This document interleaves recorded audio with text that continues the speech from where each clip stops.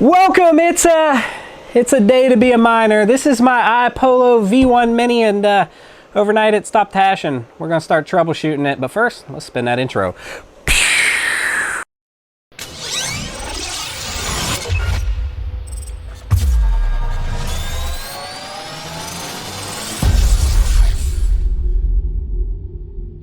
Alright, so here we are. This is my iPolo V1 Mini. This thing has been super reliable. I've had it running downstairs in the main cave on Wi-Fi, and I've had it running for a really long time, and it's been on Ezel mining both ETC and Zilliqa, so it's been dual mining. It's been making about $1.20 a day, so not bad, not great, but it really doesn't use very much power because I've been running it on low power mode the entire time, so like 240 watts, give or take.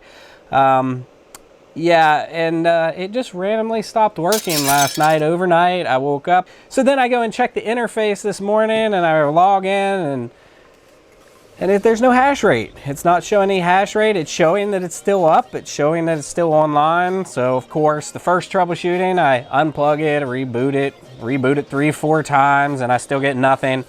So then I moved it up here, and we're gonna do some troubleshooting. The first thing first, I plugged it into the Ethernet. Went with the direct connection to try to see if it would fire up with the direct connection instead of the Wi-Fi, thinking maybe it had something to do with my Wi-Fi settings, and that's not it. So next step, we are going to, let's go ahead and update the firmware. I haven't updated the firmware since, basically since I've got it. I don't know, I think I flashed it as soon as I got it, and it has been on the same firmware version since. So let's hop over in the PC and check out what that looks like. Let's go. Okay, so I didn't record it, but I went ahead and updated the firmware. I'll put some screenshots up on the screen on how to do this. So the first thing I did was I was already logged into my iPolo via the IP address, the 192.168. Whatever your device is actually currently connected to your main router from. Log into it, and then you log into the firmware. The default, if you've never logged in or if you haven't changed it, is root. Of course, I've changed mine, it's root and then a different password. But then you would log into your main firmware here, your main actual dashboard for your device. Next, you'll go to the miner options, and then you're gonna go to firmware. And you'll see right at the top what version you are currently on. I was on V99 point ... Whatever that 99 version was, that's what I was on. I went ahead and then navigated to the iPolo site. And then on the iPolo site, I would click the support tab from the main page. From support, I would pick the firmware update. Then I would select the V series because it's a V1 Mini. Make sure to select the correct series that your device is. Then I went to the very top of the list and I grabbed the very newest firmware. I think it's 132. Let's pop it up on the screen. That's what version I have now put on this. And then I went ahead and hit install, confirm and install. It takes a minute, and then it will, as it installs, make sure you do not power off, you do not change anything, let it go through the whole cycle. Now, one note is that a lot of times when you change your firmware, or even when you're changing some setting in your device, it may grab a new IP address from your main router, since most people use DOHCP, which is like, it's a dynamic routing number, so the router is continually assigning new numbers. So if it gives you a new number, you have to go find the new IP to log into this device. And there's a number of ways to do that. There's different apps and utilities to do that. Personally, I will log into the main router for my house, and then I go to the current users. And this, luckily, this device will actually say iPolo over to the left than the IP address. A lot of the devices, like the Ice Rivers, for some reason, they have no name or no description there, and then you have to figure out which one is which, and it's kind of a pain sometimes. But yeah, so that's how you find it. Now you log back in. Of course, I installed the new firmware, I logged back in, it was showing just fine.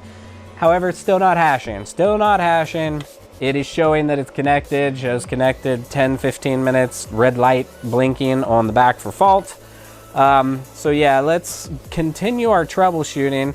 And I'm a little nervous because I've seen Red Panda a long time ago, and a number of other YouTubers have actually, tech tubers have had this exact model go bad and just stop hashing randomly. You have to send it in, create a ticket with iPolo, and from what I hear, it's kind of pricey.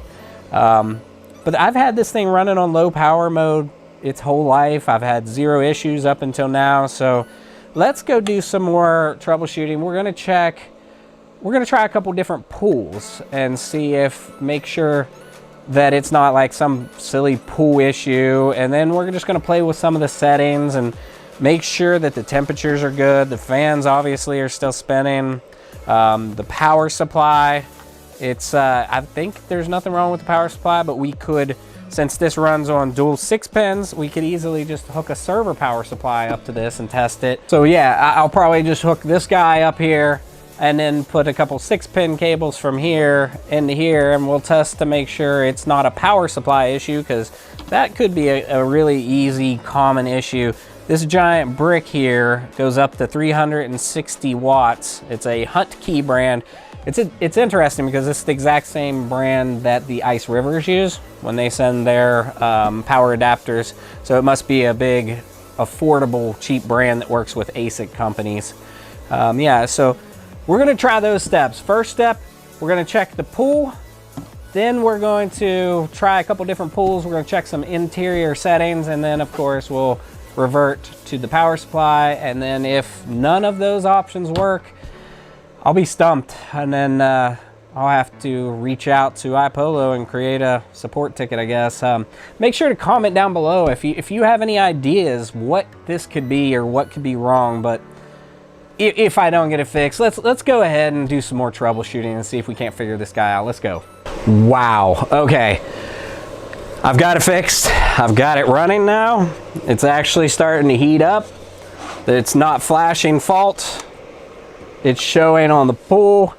And often we forget to check the easiest things when something goes wrong. Often with a mining rig, with an ASIC, with whatever mining, it's the easiest things. Check the easiest things first. In this instance, it's the pool. So I've been mining EZIL for so long, and randomly it just stops. I go to EZIL, and here's what it says.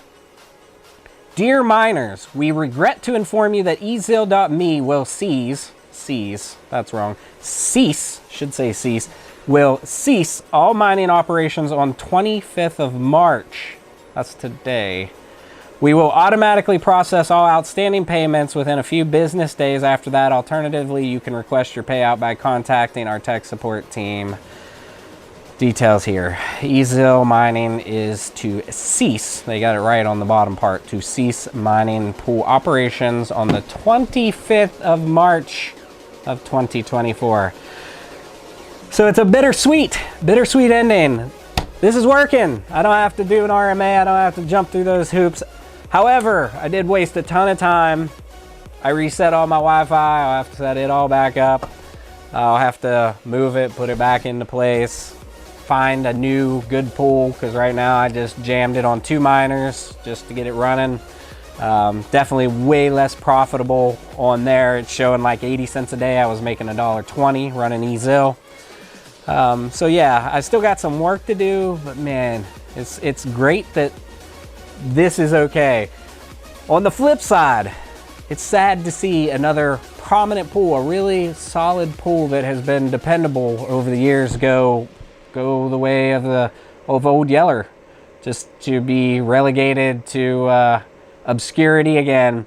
I remember Ice Pool used to be one of my favorite mining pools. There's so many good pools over the years that just could not stay in business, whether it be financially wasn't enough gains for the pool operators to handle it or to use it, or too much competition, which competition is great for us miners, because then if you're getting back more rewards, more of your own hash rate, and that's great. But at the same point, we need these really good pools for the liquidity and for, of course, security across different blockchains. So it's a bittersweet ending, but hey, at least it's a win. It's a win for me. It may be a loss for the mining community as a whole. Let's take a moment of silence ezil.me. So there you go. If you're new to mining or you have any questions, make sure to join the Misfit Mining Discord. There's always plenty of seasoned vets in there willing to help you out. If you liked the video, you know what to do. Smash that like button and subscribe for future content. Thanks for coming along and enjoy the ride.